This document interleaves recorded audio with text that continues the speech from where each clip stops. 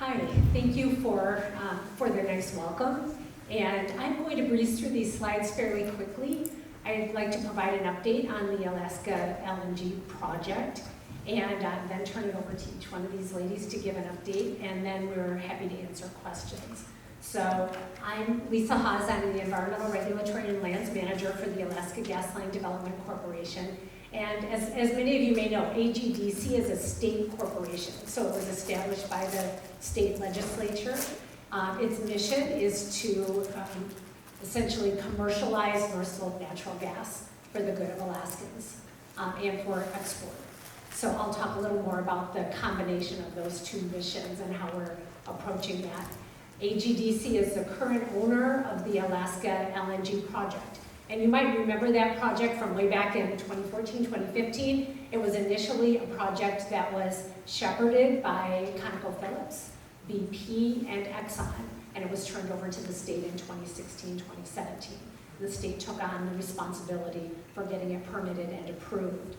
So I know we're a long way from the North Slope right now. A few of you mentioned people that are in your family that work on the North Slope.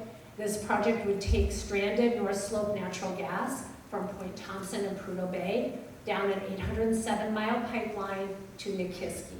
So that's the big picture. On the North Slope, there would be what we call an Arctic carbon capture facility that would take carbon dioxide out of the natural gas, and it would put carbon dioxide into the Prudhoe Bay Formation. So it turns out it's one of the biggest carbon capture plants in the world as it goes forward. The gas would be available down that 807-mile pipeline. It would be available for offtakes for Alaskans, and I'll talk a little bit about the economic impact of that. And it would then be liquefied in Nikiski at a liquefaction facility and exported. So it's got a dual purpose, in-state use and export. So what does that mean in terms of resource use in Alaska? Well, what it means is that yellow line is declining crude oil production. The blue line is the production over time of natural gas. So right now what's happening on the slope is gas is being produced with oil. You may already know that. It's produced with oil. Because there's no market for it, it's compressed now on the North Slope and put back in the formation. So that happens over and over every day. About twice as much gas goes back in formation as we will use in this entire project. So we will use a portion of that gas. We will also, of course, maximize use of that existing infrastructure. So gas line has been discussed for a long, long time. There are facilities up in Dead Horse. There are existing gas management facilities on the North Slope. We would maximize use of that existing infrastructure with this project. What does it mean in terms of jobs for Alaskans? It means about, at peak of construction, about 12,000 jobs. And for operations, it means about 1,000. And these are good paying, operational jobs for the long term. The project will last about 30 years. So again, I'm giving high level, happy to answer questions because this covers a lot of ground. So what does that mean for us in terms of the overall market? It doesn't do any good to build a pipeline if there isn't a market for the gas. As it turns out, the demand for liquefied natural gas, or LNG, is increasing. And it's been expected and projected to increase between now and when this project is built and on into the future, to increase way beyond available supply. And that's what this graph shows. So the blue shaded area underneath is the available supply of LNG. The black line that you see is projected demand if countries partially transition to their carbon-free goals, partially meet their carbon goals. Green is what will happen with natural gas. I'm sorry, green is what will happen if they meet all their goals. So regardless, the demand is going to exceed supply of LNG. Now that graph was produced before the invasion of Ukraine by Russia. And so the situation right now for gas supply is even worse than it was when that projection was made. Because what we can see is right now gas from the Gulf Coast of Gulf Coast of the US is being diverted to Europe. and you may have read about that, you've heard about it. It's being diverted to Europe, and gas that used to go to Asia from the Gulf Coast down through the Panama Canal is being diverted, and our Asian allies are searching for opportunities for long-term contracts for natural gas and a secure supply. A little closer to home, the energy security in Alaska has been a concern, and it's getting more concerning. So we've had Hillcorp warn that they won't renew long-term contracts for gas out of Cook Inlet. And some of the gas suppliers are teaming together to look at whether we need to potentially import gas to Alaska in Cook Inlet so that we have a supply of gas. The Alaska LNG project has been analyzed to look at whether it can be cost competitive on the global scale. This graph, I hope you can all see it well enough, but the graph shows the wild jagged up and down is the spot price of natural gas over the last 10 years. Okay, so it's been up and down, but spot prices have been very high recently. The line, the solid line at the bottom, is what Alaska LNG cost of supply is expected to be. So very stable, very long-term supply. And the line right up above that is what most long-term contracts are indexed for. So Alaska LNG can be very cost competitive on the world stage. Again, a little closer to home, what does that mean? The gray bar there shows the cost of the expected natural gas price in Alaska for Alaska LNG. And the jagged line that you see is the average Cook Inlet price right now. So it's about half what those current prices for Alaska LNG, or for natural gas in Alaska. This table just has a bunch of check marks on the right-hand side. Part of my job has been to get all the permits for the project. And all the check marks on that box show that we have now all the major permit authorizations and the big major chunks of right-of-way, state and federal right-of-way for the project. So it's one of the few projects that actually has all of its big major project approvals. Now, one of the things we did recently is we commissioned a study on greenhouse gas, and we looked at the entire life cycle of greenhouse gas for the project, from the wellhead all the way through transportation down the pipeline, liquefaction, tanker transport to Asia, regasification, and distribution of, and power generation and distribution of power. And what we found is, for those exported volumes, Alaska LNG roughly halves the greenhouse gas emissions in comparison to the standard in Asia right now, which is coal generation. So it reduces greenhouse gas generation by about 77 million metric tons a year, which is a big decrease. Okay, in addition to looking at LNG, AGDC has been working with a Japanese-led work team to evaluate opportunities for converting Alaska natural gas in Nikiski to hydrogen or ammonia. And if you remember from chemistry class, natural gas is made of one carbon and 4 hydrogen, so it's CH4. What you can do is, when natural gas is delivered to Cook Inlet, you could separate a hydrogen and produce either hydrogen directly, or you could make hydrogen into ammonia and then use ammonia as your carrier of hydrogen fuel and sequester carbon in Cook Inlet.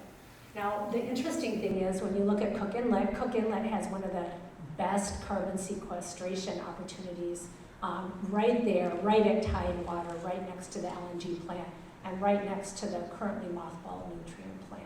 So there are lots of opportunities for continuing to produce energy in a clean environment and sequestering carbon in Cook Inlet. With that, just really quick, what that means for the Kenai Peninsula, this project would mean decreased household energy costs, improved energy security, increase in population potentially, an increase in jobs, construction jobs and operational jobs, and of course tax revenue.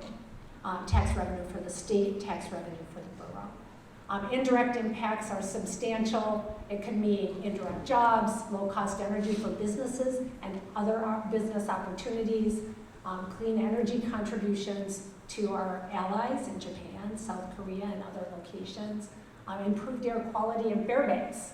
So we're looking at, offtakes in Fairbanks where there isn't currently natural gas and where they currently don't meet the particulate matter standard for air quality. And of course, globally, a reduction in greenhouse gas emissions. So what we're doing right now is we're working to hand this project off to private investors. So the state took the project from the North Slope producers with the mission to get it fully permitted and to seek private investment to take it the next steps. And that's what we're doing. So we've got a pipeline lead party right now, which is Enbridge. It's already been announced. And we're working on the Alaska LNG lead party. With that, I'll hand it up. Thank you.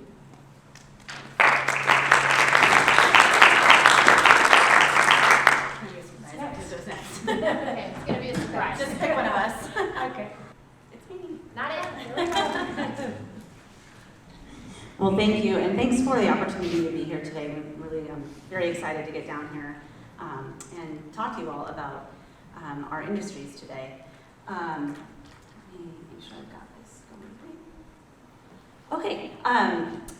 Again, my name is Diantha Skabinski. I'm the Executive Director of the Alaska Miners Association. AMA is a statewide organization that represents all aspects of the mining industry in Alaska. So whether it's the different types of miners that I'm going to outline to you today, whether it's the contractors and the businesses that support our industry, really the umbrella association of all of those involved in the mining industry.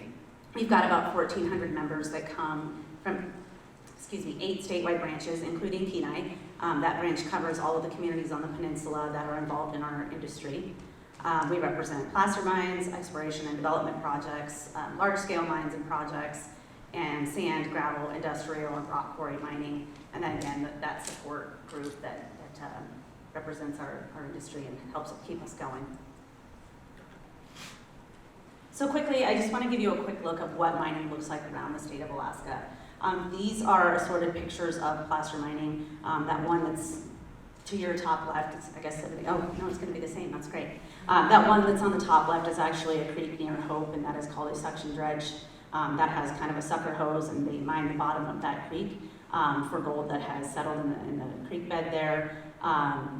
They're placer mining more often than not. If you drove up to it, it's going to look like sort of a housing development project or a construction project like you see there on the right. That's a placer mine near McGrath. You can see that a lot of them still do gold pan to make sure that they have the maximum capture rate possible. You can see that some of them are brave enough to mine on top of the ice near Nome, like that one on the bottom right. And so placer mining, it really is a small scale method where gold is recovered from dirt using water and gravity. They don't do blasting, they don't have a mill that processes large volumes of minerals like you see in large mines. We've got about 150 of these around Alaska, throughout Alaska. They're generally pretty small in footprint. I think the average employee count is 4, but there's actually the majority of these 150 placer mines have only one person that does everything. And some are as large as 25 to 30 people at their operations. Aside from these brave souls that are breaking ice here, the vast majority of them operate seasonally when the ground isn't frozen. And these are some scenes from what mining exploration looks like. You can see this is activity that's done to better understand a mineral deposit, do the environmental study on the ground, and all of the on-the-ground activity that needs to support a good mining plan for a large-scale mining operation. You can see, because of Alaska's remoteness, a lot of it is done via helicopter activity. So this helicopter is helping assemble this drill pad here on the left in order for core drilling to be taking place. That is a drill rig in the middle that is doing drilling, and then you can see core logging taking place where they are logging the core to be taken to a lab to learn more about how much of that resource is there. Last year, one thing I wanted to share is that, and I'll get into more economic data here in a minute, but last year mining companies spent about $170 million on exploration at about 50 different projects. It's a really great year for mining exploration and investment. It's an incredibly risky investment financially. You never know if it's going to pay off, and more often than not, it doesn't. But one thing that's very unique about exploration spending, because of the nature of what's happening here, you're out in remote Alaska, in an area where there's not a lot of other goods and services. The vast majority of exploration spending that happens in Alaska is with Alaska businesses right next to, or as close as possible to, these exploration projects. You're using local air taxis and helicopter services, and you're renting out lodges to store, to house your man camp for the summer and that kind of thing. So even if these don't come to fruition and become an operating mine, exploration spending is tremendously beneficial to the part of Alaska that it is taking place in. And here are some photos of our operations, which I will detail more in a minute. But as you can see on the left here, the top left, is the dragline at Usabelli Coal Mine. The top right is the underground portal that goes into the Pogo Mine near Delta Junction. The bottom left is open pit mining that is taking place at the Fort Knox Gold Mine in Interior. And the bottom right is what you would typically find if you were to go underground at a mine. You can see this is a roof bolter that is securing the roof so that the underground mining can be done safely. So I told you I'd take a little bit of time, and by the way, I'm hoping to do the same tactic as Lisa here and go through this stuff relatively quickly and then save a lot of time for conversation. So I'm going to quickly detail, hopefully you can see it a lot better, but the red stars that are on this map, I'm going to go through quickly north to south. Those depict the operating mines. So the Red Dog Mine, which is operated by Teck Mining Company on Nana Native Regional Corporation land near Kotzebue. This is one of the world's largest zinc mines. We are back and forth and neck year after year with another one in Mongolia, but more often than not, Alaska has the world's largest zinc mine there at Red Dog. They have 600 full-time employees and 700 contractors, so a lot of activity supported by those individuals. If you go down to Interior, the Fort Knox Mine and the recently opened Gill deposit, which is about 45-minute drive from the existing Fort Knox pit. It's considered a satellite pit, but they are all part of the same operation, recently opened. This is a surface gold mine. They have about 700 employees, almost all of which live in Fairbanks and go to the mine for their shift and drive home at the end of their day to their home in Interior Alaska. The Pogo Mine, which is operated by Northern Star Resources out near Delta Junction. This is an underground gold mine, and they've got 483 employees. The Usabelli Coal Mine is immediately adjacent to Denali National Park. It's been operating for almost 80 years by the Usabelli family. They have 102 employees at this surface coal mine that you saw earlier in the picture of the drag line. The Kensington Gold Mine is operated by Coeur Alaska. It's an underground gold mine just north of Juneau. They've got 379 employees and 100 contractors. And the Greens Creek Mine that is operated by Hecla Mining Company. It's an underground silver, zinc, gold, and lead mine. It's the largest silver mine in the United States, and it's one of the top 10 in the world, and they've got 450 employees. So I know this is a statewide spread, and there's nothing specifically on Kenai Peninsula, but what I do want to share with you is that because of the rotation schedules and camp setup, there are a lot of mine workers that reside elsewhere in Alaska, and they're on a shift schedule. I only got the data from 3 of the mines, but Fort Knox has 4 employees in Ninilchik. Greens Creek has employees in Kasilof, Kenai, Ninilchik, Seward, Soldotna, and Sterling. And Kensington has employees in Kasilof, Kenai, Nikiski, Soldotna, and Sterling. It's very possible that you guys know somebody in your community that works at Red Dog or Kensington or Pogo, who I did not get the data from. They all have shift schedules. It is very common for folks to live elsewhere in Alaska and commute in to work at the mine and go back to their home on the Kenai Peninsula. So also on this map, there are these blue triangles that depict projects that are in the permitting process. There are 2 in Southwest Alaska that rely heavily on contractors and support firms that are on the peninsula. Those are Donlin, which is a high-grade gold deposit in the Yukon-Kuskokwim Delta. The planned operating life for that is 25 years, and depending on that timeline, they are projecting to have about 1,000 operating jobs and tremendously more than that during construction. Pebble is a copper, gold, molybdenum, silver, and rhenium deposit. They are planning on an operating life of 20 years with 850 employees during that mine life, but over 2,000 during the construction phase. And then the Mont Cho project, which is up near Toke on the eastern side there, that they are proposing to actually mine that deposit and transport the ore up to the existing mill at the Fort Knox operation. So they have a little bit lower employee numbers than what we were just posting earlier, given they're able to utilize that existing infrastructure there in Fairbanks. but they're expecting to employ 500 workers over a projected 5-year mine life. The last thing, the key here, the legend that I will point out to you is you have these green circles, and these are projects that are considered in advanced permitting. Or advanced exploration, excuse me. They haven't started the permitting process yet, but they're spending a tremendous amount of money to study their deposit, to whether it's get more information about the resources there, do extensive environmental baseline work, all of the things needed to support a permit application and support understanding what it's going to take to invest in this project and bring it online. And so, as you can see, we have a number, and I'll quickly note we actually have a threshold to get on this map in terms of what you have to spend and what stage your project is at. So I realize I'm contradicting myself a little bit because I told you last year we had 50 exploration projects across Alaska, and that is true, but they are in an earlier stage or have not reached a specific part of the project status, or maybe they're early on and not spending as much money, and so we don't highlight them on this map. The ones that are on this map are ones that have a pretty rigorous program going on, and you could expect them to be initiating permitting in the near future. So those quickly are the Upper Kobuk Minerals Project up north. You will, of course, I'm assuming, and I think it's a good assumption that you have heard this referred to as Ambler. There is a proposal by ADA to construct a road out to the Ambler Mining District. It is a large district with lots of different deposits, but the project that is being identified is the Upper Kobuk Minerals Project. It is copper, zinc, gold, and silver, and they are projecting to have 400 jobs if that mine comes online. Graphite Creek is near Nome. Graphite is the mineral being pursued there, obviously. They are looking at 370 jobs. Live and Good Gold Project near Fairbanks is looking at 331 jobs. Golden Summit near Fairbanks, their employment is unknown at this time. They're a little bit earlier on. Palmer Project near Haynes is in the same boat. Jobs unknown. They are a copper, zinc, gold, silver, and barite deposit. And then down in southeast on Prince of Wales Island, we have Niblack and the Bocan Mountain, both with job numbers unknown, but pretty robust seasonal exploration going on there.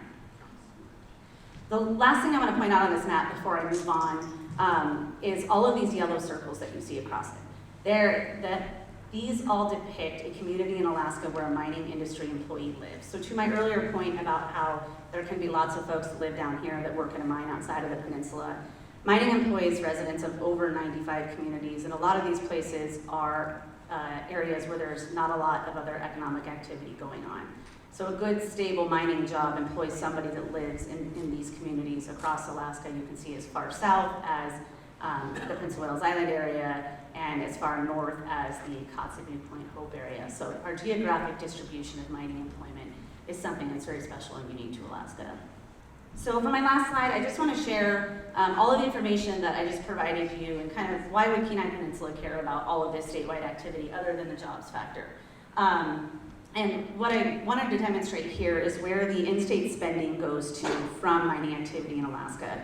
So in-state spending goes to about 400 Alaska businesses. Those are businesses that are headquartered here, have employees that live here and work here, and are, the mining investment goes and stays at their home office and stays in Alaska. Of all of the mineral investment that took place last year, which is exploration investment, or in-state mining spending, was about $1 billion. 6 out of every $10, so $600 million that stayed in Alaska at these businesses. And where that's important is communities like those on the Kenai Peninsula. This really matters. You have air taxis here. I told you earlier that we have a Kenai branch. And the reason we don't just have, there's all these communities in Alaska, why do we only have 8? And there has to be a significant amount of mining activity and people that live in a community that are involved in the mining industry in order to justify AMA having a branch there. Our most recent one, we brought the Haynes branch online about 6 years ago. So Kenai came on in the late, I think it was 2006, because there was enough mining activity down here to justify that being a branch. And that is because the Kenai Peninsula communities, and I think it's probably very similar for what you guys have as well, first of all, geographically, everything that's going on in Southwest Alaska and West Cook Inlet is very dependent on your communities. And secondly, you just have a tremendous amount of support and contractor infrastructure. We have businesses like Bald Mountain Air Service and Davis Block and Concrete. We work really closely with Industrial Pumps of Alaska and the Mining and Petroleum Training Service. So you have a great support firm contracting business infrastructure here that supports the mining industry. So even though you don't have a large-scale mine in your borough or in the communities on the peninsula, which I'd love to help you change sometime, there is still a great deal of economic activity happening here on the Kenai Peninsula. I know we have lots more to talk about, but there's my quick introduction to the mining industry, and thank you all very much.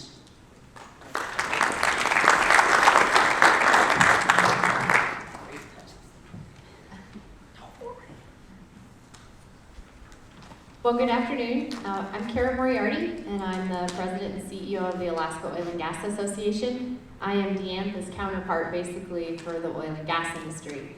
But unlike Deantha, who has hundreds of members from small placer miners to the contracting community, my membership is much smaller.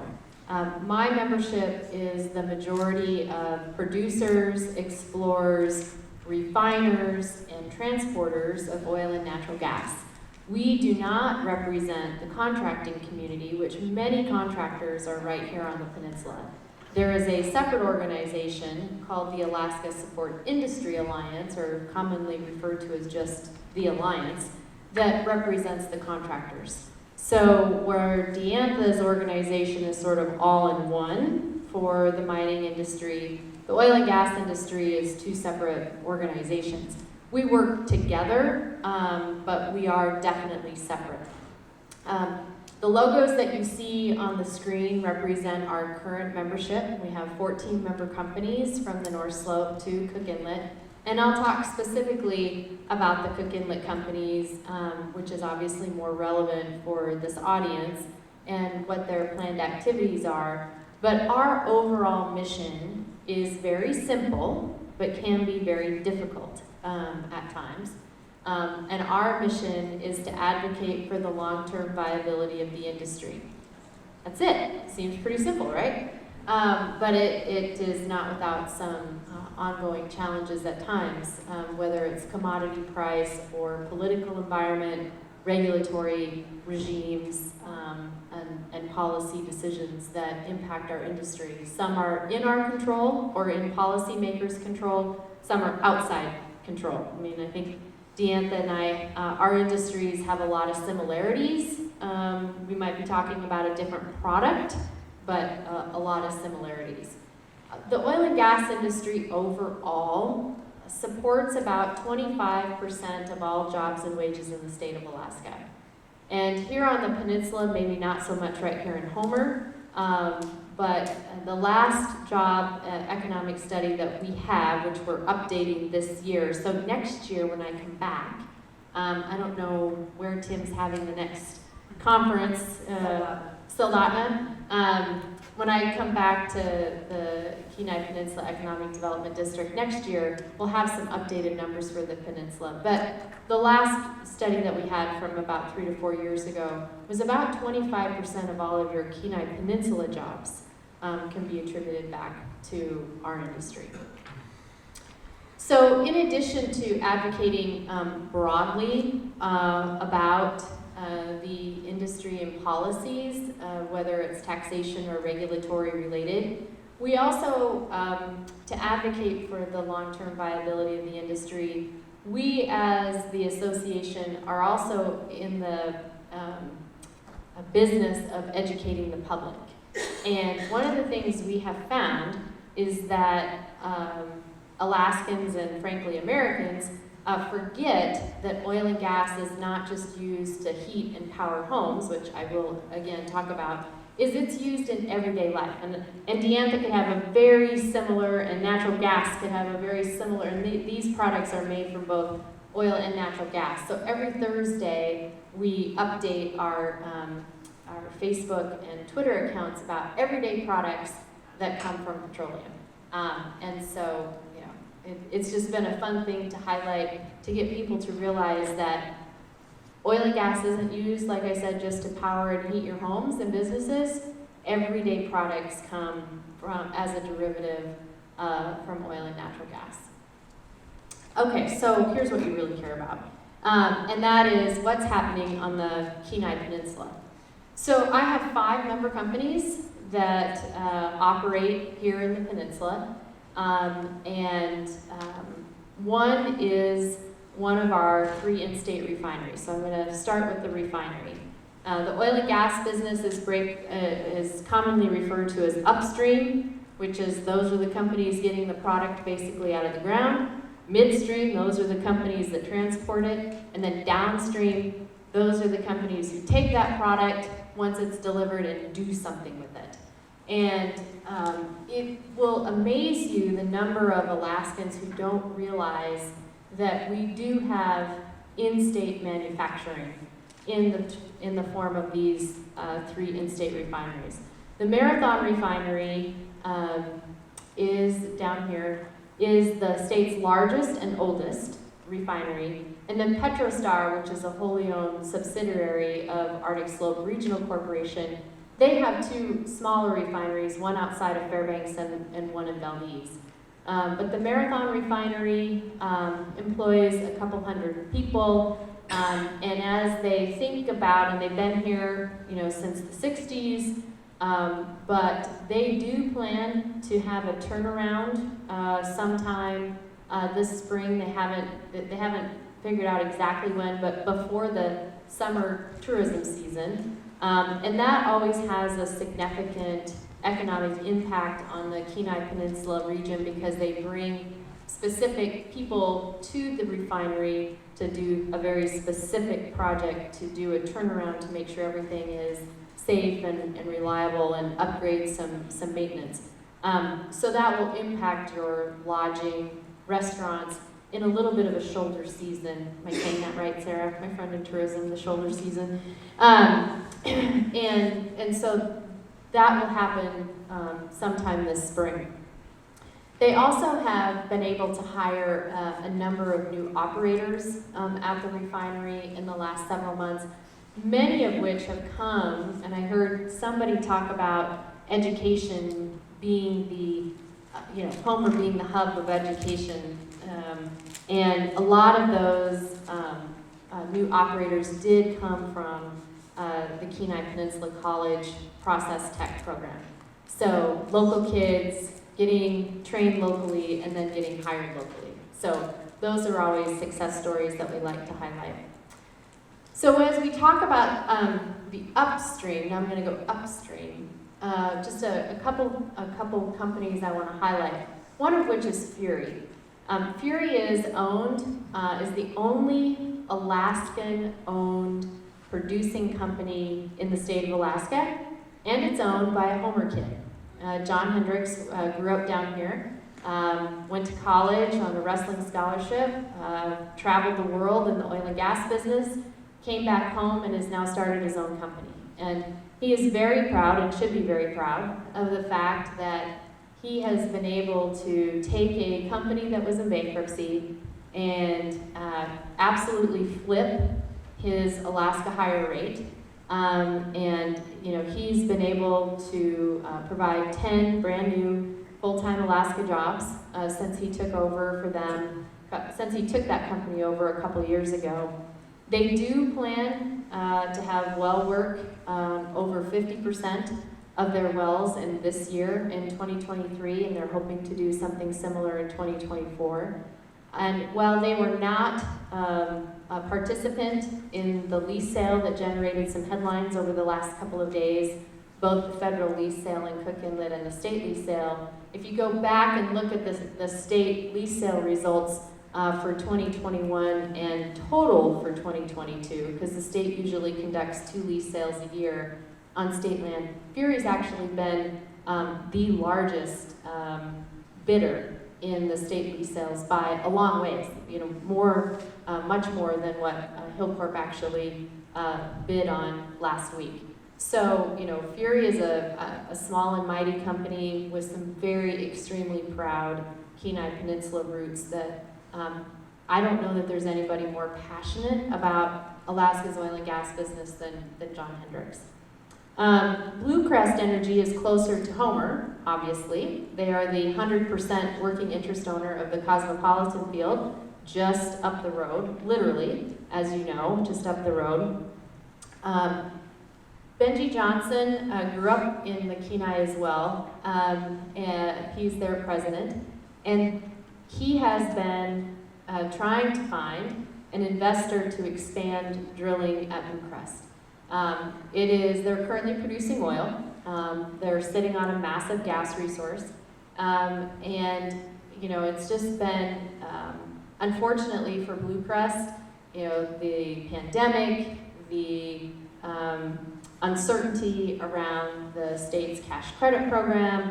There's just been a couple of hiccups, if you will. But they are still very much hopeful to have an investor secured to continue their drilling program. And I don't know how many of you remember when the drilling program was active up at Cosmo.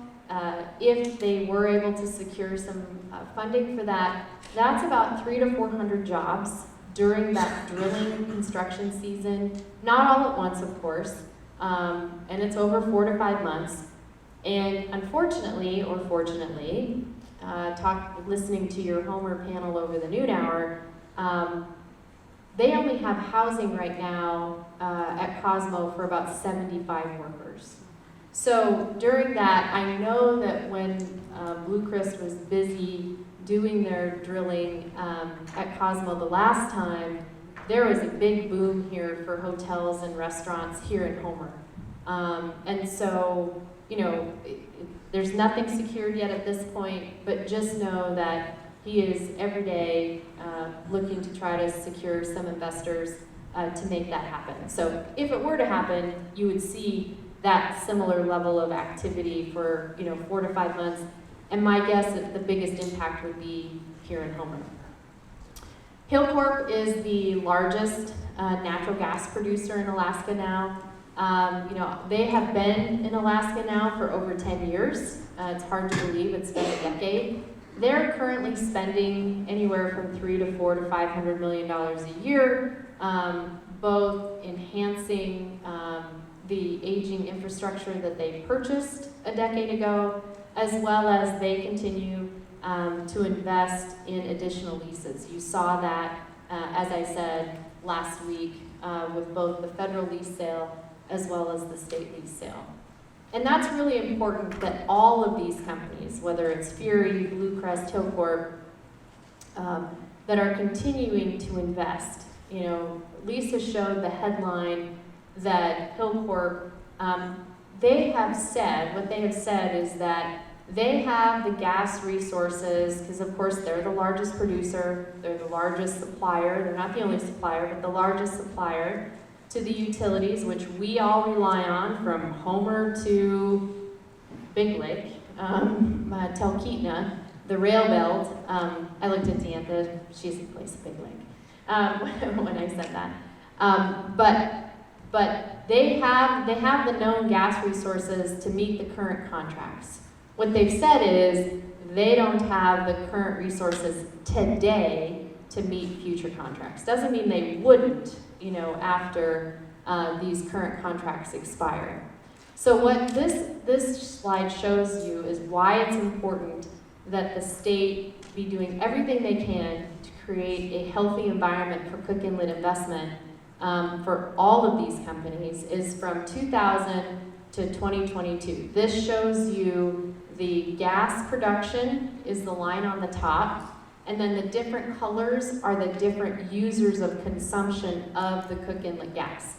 So the blue is electric generation, the orange is residential use, the gray is commercial use, the yellow is industrial gas use.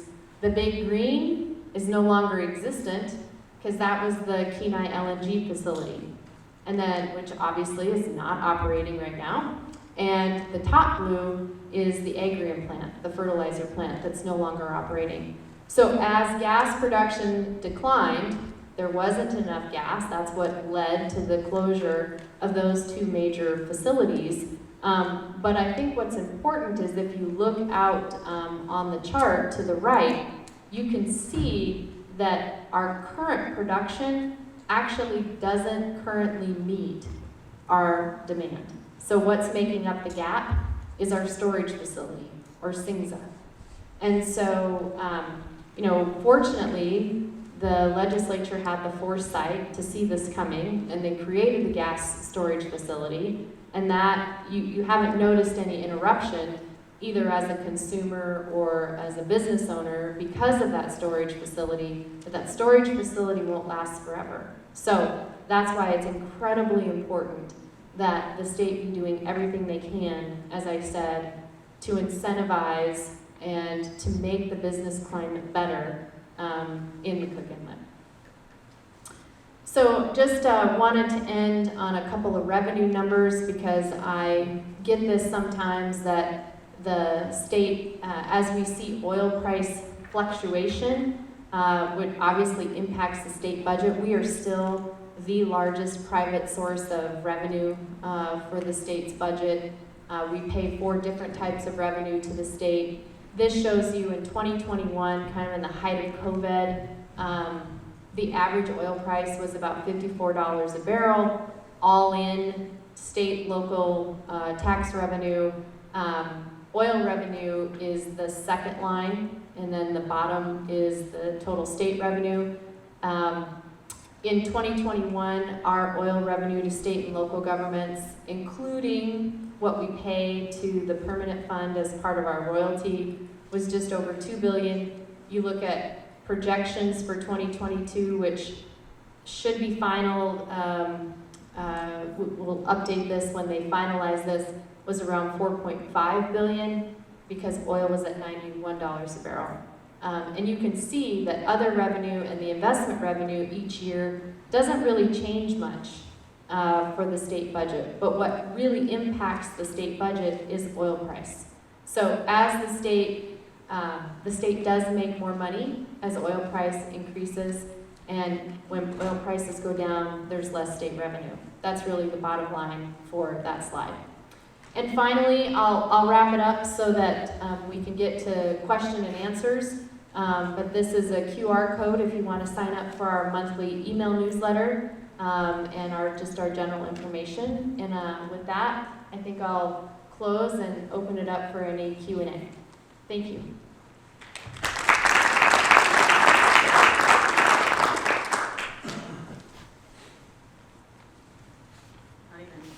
And I should say, there could be a few people that should be disqualified from asking these questions that I see in the audience that know us better, know some of these industries better than we do. Yes, sir. I was just going to ask your opinion on the results of this most recent lease sale. I think, we saw one bidder in the federal lease sale, which is better than the last time the feds that offered a lease sale when there was no commercial interest. I think a lot of it is we've had where the federal government is offering lease sales might not be as geologic. The geology probably isn't as good as we see in some of the state lands. But at the same time, I would argue you need to have a consistent lease sale, both on the state and the federal side, and we don't have that with the feds. We have that with the state. The State Division of Oil and Gas has very consistent, predictable, area-wide lease sales that companies can plan on and research and predict. The feds, it is not that way on the federal side. And lease sales don't, obviously we know, don't guarantee that there'll be development. But if we're gonna continue to find new gas resources to supply in-state use, which all of Cook Inlet gas is consumed right here locally, right now it is anyway, you need to have lease sales. You gotta constantly have lease sales to get access, to do the exploration, to do the feasibility study. The lease sale is the first step in a long process. Yes, sir. Scott Waterman, Chair of the Resilience and Security Advisory Commission here in Latina. And I'm curious as to what your projections of future gas prices are. The Oil and Gas Commission was saying maybe doubling in the next 5 to 7 years. Do Do you see that as a possibility or not? Well, the first thing I never do is predict oil or gas prices. That is not my job. So I read, but what I can say is I follow the same journals that everyone else does and projections. And I was reading some articles just this morning on the flight down here about gas prices. And obviously, world events have really changed what's happening with gas, both worldwide consumption and demand. So will they be double 5 to 7 years from now? I don't know. Lisa might have a better sense of that. I might turn it over to her. Well, like Kara said, I don't predict prices either, but what I can say is if Alaska and all of us as users had to import gas, our prices will go up. Sure. That's almost assured.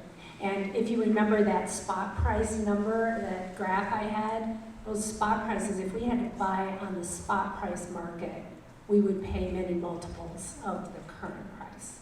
So if the Alaska LNG project doesn't go forward and we actually import, if we don't find more gas in Cook Inlet, lots of ifs, but if that happens, we'll pay a lot more for energy. Pay a lot more and not benefit Alaska. Yeah, exactly. Other questions, please, go ahead. So this is for you, Lisa. You said that, I know we're closer than we ever have been for a gas line. We've been talking about a gas line since I moved here in '81. Exactly. You said you had a lot of the permits in place, lots of rights of way. What would you say is the next major hurdle for this project to go forward? Okay, that's a good question, and you're right. There's been discussion of commercializing North Slope gas ever since the Trans-Alaska Pipeline went in, because gas is produced on the North Slope. Right now it's stranded, it goes back in the ground. So it's been discussed for a long time. We are closer than ever. We have all the major permits. We now have a lead party for the pipeline piece. That's Enbridge, as I mentioned. So the next major thing to happen is the lead party for the LNG facility. We're working very hard on that. We've got a lot of interest from various investors. That will be the next big major thing that happens if I was to predict. And I'll look forward to that. Thank you. Other questions? They're kind to us. Thank you. Thank you. Thank you all so much for joining us.